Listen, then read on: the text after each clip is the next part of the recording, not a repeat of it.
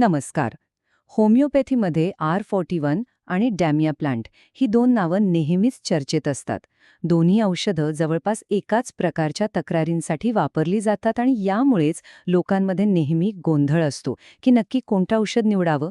चला, आज याच प्रश्नाचं उत्तर सोप्या भाषेत समजून घेऊया. आजच्या आपल्या चर्चेचा मुख्य मुद्दा हाच आहे. खास करून 50शी ओलांडलेल्या व्यक्ती, ज्यांना वाढत्या वयामुळे अशक्तपणा किंवा नसांची कमजोरी जाणवते, त्यांच्यासाठी या दोन्हीपैकी कोणतं औषध जास्त प्रभावी ठरू शकतं? चला, याचाच शोध घेऊया. तर आपण हे कसं समजून घेणार आहोत त्याची ही एक छोटीशी रूपरेषा आहे. सुरुवातीला दोन्ही औषधांची ओळख करून घेऊ, मग त्यांच्या फॉर्म्युल्यात डोकावून बघू आणि सगळ्यात महत्त्वाचं, वय हा घटक कसा निर्णायक ठरतो हे पाहू. चला तर मग सुरुवात करूया या दोन्ही स्पर्धकांच्या प्राथमिक ओळखीने, म्हणजे R41 आणि डॅमियाप्लांट. आता बघा, R41 हे डॉक्टर रेकवे कंपनीचं जर्मन बनावटीचं औषध आहे. किंमत साधारण ₹250. आणि दुसरीकडे आहे श्वेबेचं डॅमियाप्लांट, जे थोडंसं महाग आहे, साधारण ₹350. अनेकदा होतं काय की लोक याच गोष्टींवरून अंदाज बांधतात की डॅमियाप्लांट महाग आहे म्हणजे जास्त चांगलं असेल, किंवा R41 जर्मन आहे म्हणून तेच बेस्ट. पण खरी गोष्ट इतकी सोपी नाहीये. म्हणूनच हे लक्षात घ्यायला हवं की खरा फरक ब्रँडमध्ये किंवा ₹100 किमतीत नाही. तो फरक दडलाय या दोन्ही औषधांच्या आत, म्हणजे त्यांच्या फॉर्म्युलामध्ये. चला तर मग तोच उलगडून पाहूया. योग्य औषध निवडण्याचं खरं रहस्य हे त्याच्या घटकांमध्ये असतं. आता आपण बघणार आहोत की या दोन्ही बाटल्यांमध्ये नक्की काय दडलंय. या तक्त्याकडे बघितलं की लगेच चित्र स्पष्ट होतं. डॅमियाना आणि ॲग्नस कास्टस हे दोन घटक दोन्ही औषधांमध्ये आहेत, म्हणजे हे झाले कॉमन फॅक्टर्स. पण खरा खेळ इथून पुढे सुरू होतो. डॅमिया प्लांटमध्ये जिन्सिंग आणि म्युरापुआरासारखे खास घटक आहेत, तर R41 मध्ये फॉस्फरस, ॲसिड फॉस आणि चायनासारखे पूर्णपणे वेगळे घटक आहेत. म्हणजे दोन्हीचे रस्ते इथून वेगळे होतात. म्हणजे डॅमिया प्लांटचा फॉर्म्युला बघितला तर तो एका शक्तिशाली कामोत्तेजक टॉनिक सारखा आहे. यातले 5 घटक थेट लैंगिक शक्ती वाढवण्यासाठी ओळखले जातात. त्यातही नुफर ल्युटिया आणि म्युरापुआरा हे घटक तर खास याच कामासाठी प्रसिद्ध आहेत. आणि आता R41 कडे पाहूया. याचा फॉर्म्युला जास्त व्यापक आहे. यात पॉलिक्रेस्ट औषधं आहेत, म्हणजे अशी औषधं जी शरीराच्या अनेक भागांवर एकाच वेळी काम करतात. आजारपणानंतर आलेला अशक्तपणा दूर करण्यासाठी आणि हॉर्मोन्सचं संतुलन राखण्यासाठी यात विशेष घटक आहेत. आणि म्हणूनच असं दिसून येतं की तरुण रुग्णांमध्ये याचे परिणाम जास्त चांगले मिळतात. आता आपण येतोय या चर्चेतल्या सगळ्यात महत्त्वाच्या भागाकडे.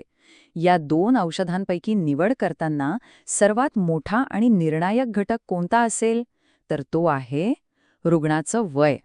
आणि येथेच सगळा फरक स्पष्ट होतो.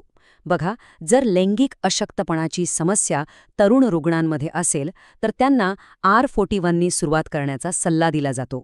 पण जर रुग्ण मध्यमवयीन किंवा वृद्ध असतील तर त्यांच्यासाठी डॅमियाप्लांट हे औषध खूपच जास्त प्रभावी असल्याचं सांगितलं गेलं आहे. आता जरा अशक्तपणाच्या मुद्द्याकडे वळूया, कारण इथेही अशक्तपणा नक्की कोणत्या प्रकारचा आहे यावरून निवड बदलते. इथेही तोच नियम लागू होतो. तरुणांमधला जो सामान्य थकवा किंवा अशक्तपणा असतो त्यासाठी R41चा चांगला उपयोग होतो.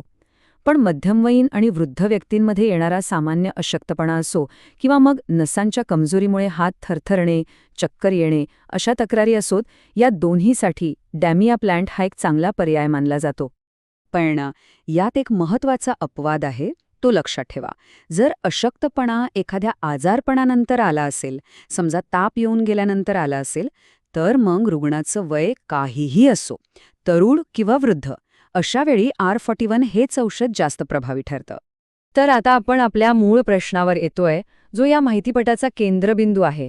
50शी नंतरच्या व्यक्तींसाठी नक्की कोणतं औषध योग्य आहे? हे एक वाक्य सगळं काही सांगून जातं. यामागचा तर्क अगदी सोपा आहे. 50शी नंतर शरीरात नैसर्गिकरित्या झीज व्हायला लागते, डिजनरेशन सुरू होतं.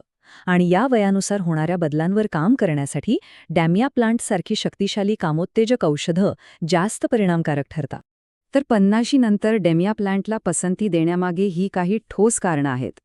नसांची कमजोरी, भूक मंदावणं, सतत पडून राहावंसं वाटणं आणि वयानुसार येणाऱ्या लैंगिक समस्या. या सगळ्या तक्रारींवर डॅमिया प्लांट अधिक चांगल्या प्रकारे काम करतो. चला, तर मग आत्तापर्यंत जी काही चर्चा झाली तिचा थोडक्यात आढावा घेऊया, जेणेकरून निर्णय घेणं सोपं जाईल. बघा, ही 3 टप्प्यांची प्रक्रिया लक्षात ठेवायला अगदी सोपी आहे. सगळ्यात आधी तक्रार नक्की काय आहे ते ओळखा. त्यानंतर रुग्णाचं वय किती आहे ते विचारात घ्या आणि मग त्यानुसार योग्य औषध निवडा. सोपा नियम असा आहे की तरुणांसाठी आणि आजारपणानंतरच्या अशक्तपणासाठी R41 आणि वाढत्या वयानुसार येणाऱ्या तक्रारींसाठी डॅमिया प्लांट. आणि हो, सगळ्यात महत्वाची गोष्ट, ही दोन्ही औषधं सपोर्टिंग मेडिसिन्स आहेत, म्हणजे मुख्य उपचारांना मदत करणारी औषधं. कोणत्याही समस्येसाठी आधी डॉक्टरांचा सल्ला घेणं आणि लक्षणानुसार योग्य उपचार करणं हेच सर्वात महत्वाचं आहे, हे विसरू नका. आजच्या या चर्चेतून एक गोष्ट तर नक्कीच शिकायला मिळते, ती म्हणजे फक्त ब्रँडचं नाव किंवा किंमत बघून आरोग्याबद्दल निर्णय घेणं योग्य नाही. त्या निवडीमागे काय तर्क आहे, ते आपल्या गरजेनुसार कसं काम करेल हे समजून घेणं जास्त महत्वाचं आहे. विचार करून बघा, आपण आपल्या आरोग्याविषयीचे निर्णय खरोखर कोणत्या आधारावर घेतो? तर्काच्या की केवळ सवयीच्या?